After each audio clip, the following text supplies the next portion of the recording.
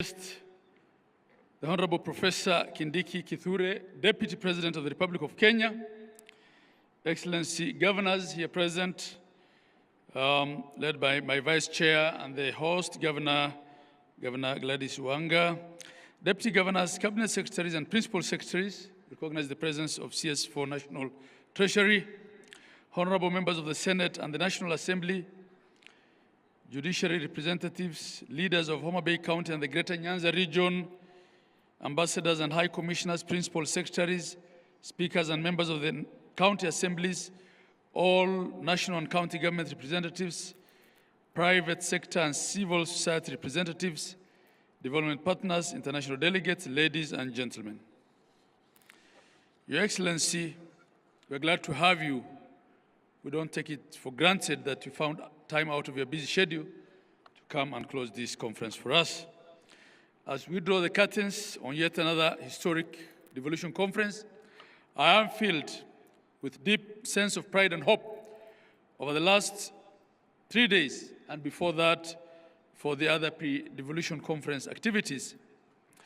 We have come together from across the country to reflect, exchange ideas and recommit ourselves to the vision and promise of a prosperous and inclusive Kenya through devolved governance.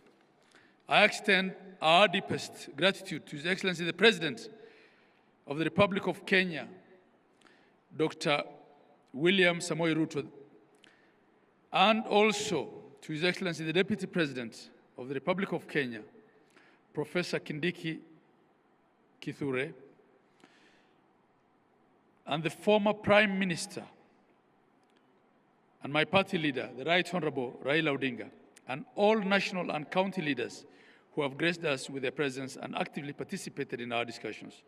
Your leadership, Your Excellencies, and support continues to inspire and sustain our devolution journey. From 12th August, we had rich, honest, and insightful conversations. On Wednesday, the theme was Good Governance Day. The theme was Good Governance. We called it Good Governance Day. We interrogated how our counties can deepen public participation, civic education, transparency, rule of law, and citizen oversight. We were reminded that good governance is not a destination, but a daily practice. On Thursday, we marked the Human Rights and Social Justice Day, where we took a bold step forward in reinforcing the constitutional promise of dignity, equality, and non-discrimination. The discussions were heartfelt and deeply necessary. We unpacked political, civil, cultural, and socioeconomic rights and examined actions that counties need to take to become pillars of the realization of human rights. We acknowledge the progress made, but we also recognize the urgent need to close the gap between the policy and practices. Counties must become true champions of the human rights-based approach, placing people at the heart of every development plan. Today, this morning, we had the Financing Equity and Inclusion Day. We have been challenged to ask the hard questions: how do we sustainably fund the devolution dream, from exploring how counties can unlock access to finance medium, small, micro enterprises, to tackling matters of equitable division of revenue between the two levels of government. The conversations were solution-driven and enlightening. In addition to the plenum session, the side events played a critical role in enriching our understanding of sector-specific concerns and innovations. These sessions allowed for deep dives and peer learning. The insights gathered here must now inform our county strategies and shape future policy interventions. Your Excellency, distinguished guests, ladies and gentlemen, what has been clear throughout this conference is that devolution is not just a governance system, it's an lived experience. It is our mothers receiving maternity care at local health centers. It is our young entrepreneurs accessing credit for their agribusiness. It is our children accessing the best education. The resolutions we have adopted are not just words on paper, They are a call to action, a call to all of us, as leaders and public servants, the civil society, the private sector, and the Kenyan citizen to uphold the constitutional spirit of Article 174 and make devolution work in every corner of this republic. As we leave Homa Bay and return to our respective workstations, may we carry with us the spirit of this conference and a renewed energy, a sharper vision, and a wavering commitment to serve.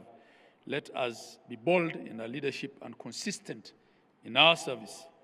As I conclude, Your Excellency, I'll conclude by thanking all those who made this conference a success.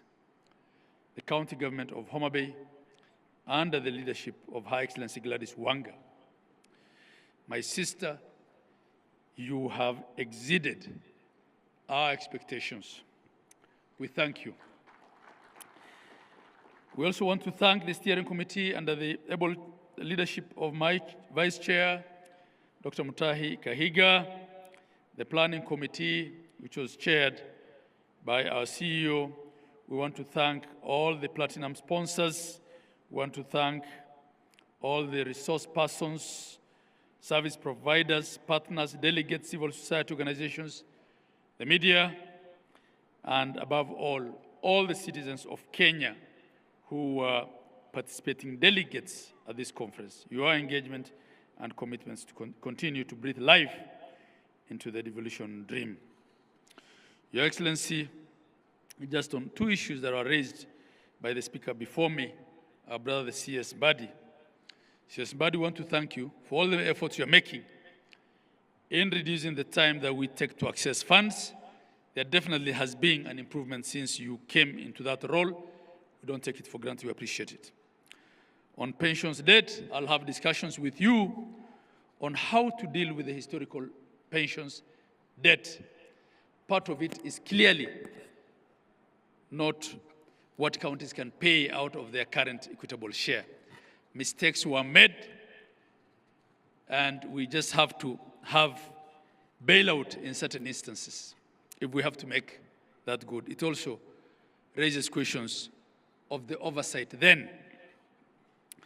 On the issue of the Conditional Allocations Act, yes, there are delays in passing, and it's been a problem. You know how we've been filibustered on RMLF by the National Assembly. I don't want to discuss that here. I want to end on a good note. But we also have a challenge of national government budget not appropriating even what is passed by the two houses after lengthy mediation. So we have a County Additional Allocations Act, which then allocates us funds that we can't access because they have not been appropriated in the national government budget. I think those are conversations we will have. At this point, I want to invite Your Excellency, the Deputy President, to address us. Your Excellency, you have brought professionalism and a voice of reason into that office. From an IBEC that we dreaded to one that we look forward to attend, I must thank you, Your Excellency.